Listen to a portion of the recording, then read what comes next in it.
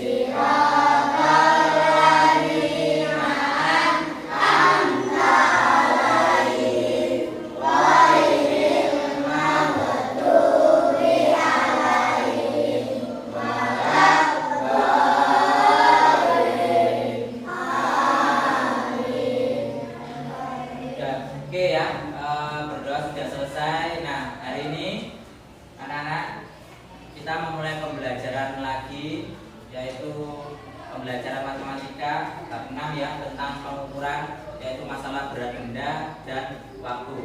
Oke, sebelum lebih lanjutnya, hari ini masuk semua ya.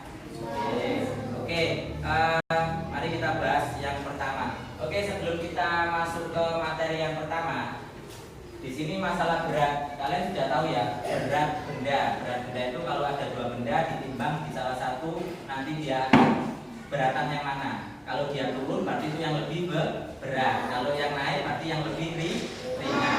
Oke, ya kita ulas dulu arti dari berat benda. Berat benda adalah seberapa berat atau ringan suatu benda ketika mengangkat atau menimbangnya. Jadi harus ada dua benda. Kalau cuma satu itu bukan dikatakan berat karena tidak ada pembandingnya. Ya, oke. Terus di sini apa alatnya? Alatnya yaitu timbangan. Nah, bagaimana supaya mengetahuinya? Yaitu posisi benda yang lebih berat berada di bawah, posisi benda yang lebih ringan berada di atas. Jika kedua sisi sejajar, keduanya sama berat.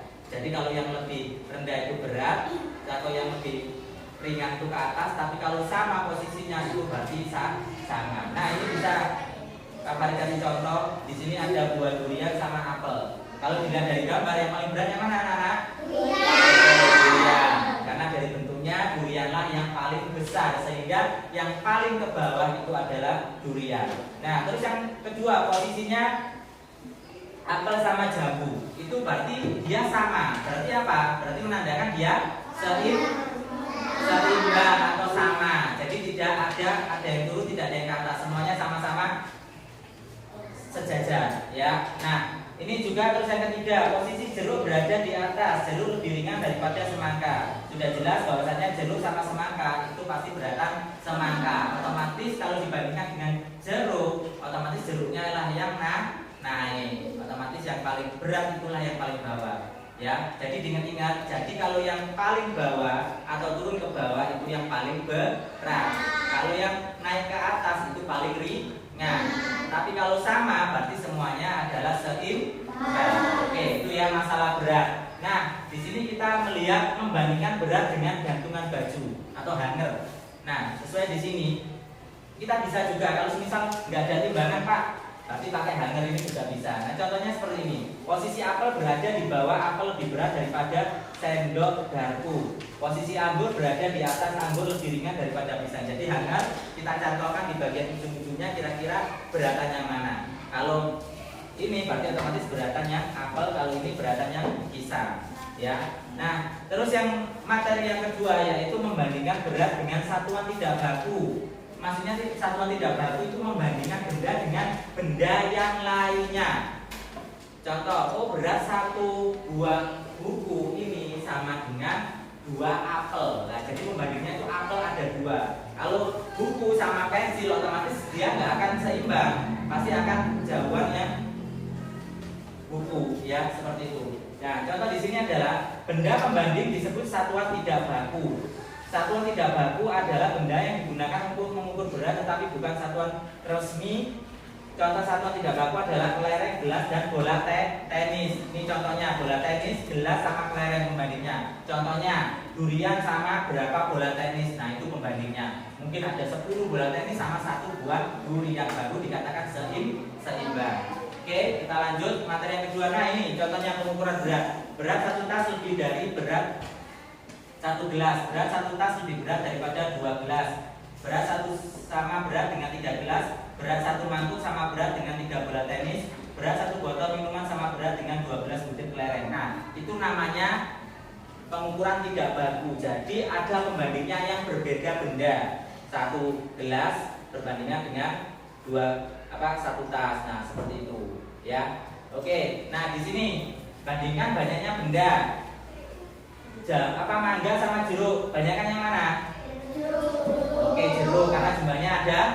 Nah, jambunya ada 5, otomatis yang paling banyak ini. Ya, ini juga sama. Yang nomor 2, mana yang lebih banyak? Apel. Yang lebih sedikit?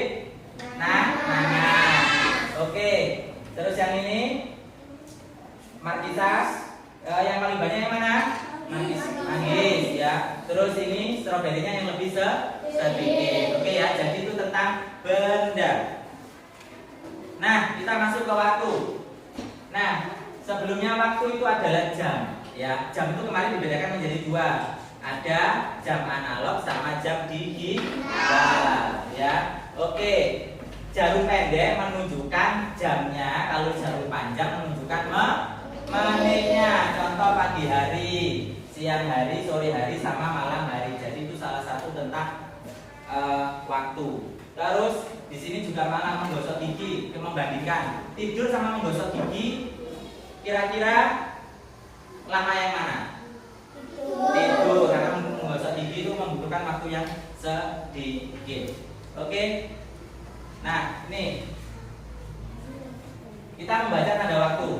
Kira-kira yang ini kira-kira jam berapa itu, Mia? Yang ini jam 2. Berarti jam 2 itu posisinya yang mana? Yang ini. Ya, oke ya. Jadi seperti itu. Oke, coba kita lihat dulu apakah betul. Ya, benar ya. Jadi posisinya garisnya seperti itu. Terus ini seperti ini. Seperti ini. Seperti ini. Oke ya. Jadi seperti itu. Nah, untuk menambah wawasan kalian, habis ini Pak Farid bagikan KPD-nya, terus lalu kalian mengerjakan.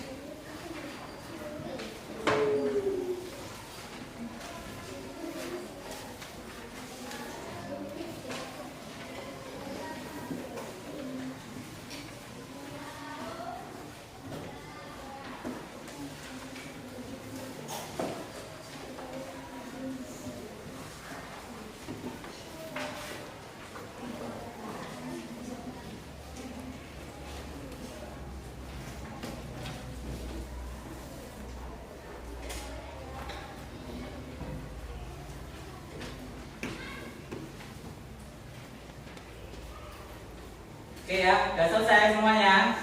Oke ya, karena pembelajaran kita hari ini sudah selesai. Nah, itu nanti bisa dikumpulkan lagi. Oke, untuk pembelajaran kali ini kita tutup dengan bacaan alhamdulillah.